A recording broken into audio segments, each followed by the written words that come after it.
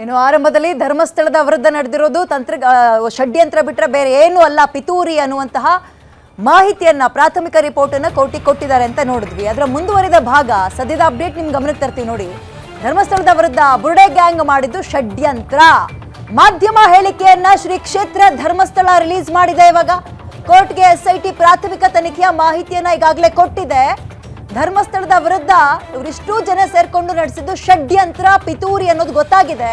ಧಾರ್ಮಿಕ ಕೇಂದ್ರಗಳ ಮೇಲೆ ವ್ಯವಸ್ಥಿತ ಷಡ್ಯಂತ್ರ ನಡೀತಾ ಇದೆ.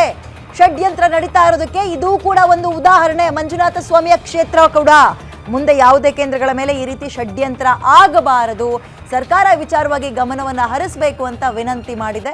ಧರ್ಮಸ್ಥಳ ಕ್ಷೇತ್ರದಿಂದ ಬಂದಿರುವಂತಹ ಪ್ರೆಸ್ ಬ್ರೀಫಿಂಗ್ ಇದು. ಷಡ್ಯಂತ್ರದ ಹಿಂದಿರುವ ಶಕ್ತಿಗಳ ವಿರುದ್ಧ ಕ್ರಮ ಆಗಬೇಕು ಅಂತ ನೋಡಿ. ಮೇಲ್ನೋಟಕ್ಕೆ ಇದು ಇವ್ರು ಷಡ್ಯಂತ್ರ ಮಾಡಿದ್ರು ಅಂತ ನೋಡ್ತಾ ಇದ್ವಿ. ಯಾಕೆ ಮಾಡಿದ್ರು ಅಂತ ಗೊತ್ತಾಗ್ಬೇಕಲ್ವಾ? ಮುಂದಿನ ದಿನಗಳಲ್ಲಿ ಟೆಕ್ನಿಕಲ್ ಆಗಿ ಎವಿಡೆನ್ಸ್ ಕಲೆಕ್ಟ್ ಮಾಡುವ ಕೆಲಸವನ್ನ SIT ಮಾಡುತ್ತೆ. ಇವ್ರು ಹಿಂದಿರೋದು ಯಾರು?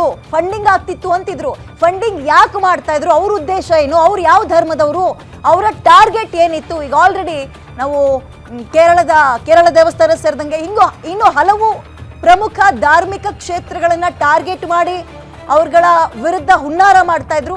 ಅದರ ಮುಂದುವರಿದ ಭಾಗವೇ ಧರ್ಮಸ್ಥಳ ಕ್ಷೇತ್ರ ಅನ್ನುವಂಥದ್ದನ್ನು ಎಷ್ಟೋ ಜನ ಹೇಳ್ತಾ ಇದ್ರು. ಓಕೆ, ಸರ್ಕಾರ ಈ ವಿಚಾರವಾಗಿ ಗಮನ ಹರಿಸಬೇಕು. ಇದೇ ಕೊನೆ ಆಗಬೇಕು, ಧರ್ಮಸ್ಥಳ ವಿಚಾರವೇ ಕೊನೆ ಆಗಬೇಕು. ಇಂತಹ ಇನ್ಯಾವುದೇ ಪುಣ್ಯಕ್ಷೇತ್ರಗಳ ವಿಚಾರದಲ್ಲಿ ಕೈ ಹಾಕಕೂಡದು ಇವರು. ಆ ರೀತಿಯ ತಕ್ಕ ಪಾಠವನ್ನು ಕಲಿಸಬೇಕು ಅಂತ ಈಗ ಶ್ರೀ ಕ್ಷೇತ್ರ ಧರ್ಮಸ್ಥಳದಿಂದ ಒಂದು ಪ್ರೆಸ್ ಬ್ರೀಫಿಂಗ್ ರಿಲೀಸ್ ಆಗಿರೋದನ್ನು ಗಮನಿಸ್ತಾ ಇದ್ದೀವಿ. ಓಕೆ, ಅಂತೂ ಇಂತೂ ಎಮೋಷ್ನಲಿ ಇದೊಂದು ಬಗ್ಗೆ ಎಲ್ಲರೂ ಇನ್ವೆಸ್ಟ್ ಮಾಡಿಬಿಟ್ಟಿದ್ವಿ, ಇಡೀ ರಾಜ್ಯದ ಜನ. ಧರ್ಮಸ್ಥಳವನ್ನು ಕೆಲವರು ಅನುಮಾನದಿಂದ ನೋಡಿದ್ದು ಉಂಟು ಆ ದಿನಗಳಲ್ಲಿ. ಸೊ ಅವೆಲ್ಲವೂ ಸುಳ್ಳು ಅಂತ, ಜೊತೆಗೆ ಅಧರ್ಮ ಸೋತಿದೆ, ಧರ್ಮ ಗೆದ್ದಿದೆ ಅನ್ನೋದಕ್ಕೆ ಮತ್ತೊಂದು ಉದಾಹರಣೆ.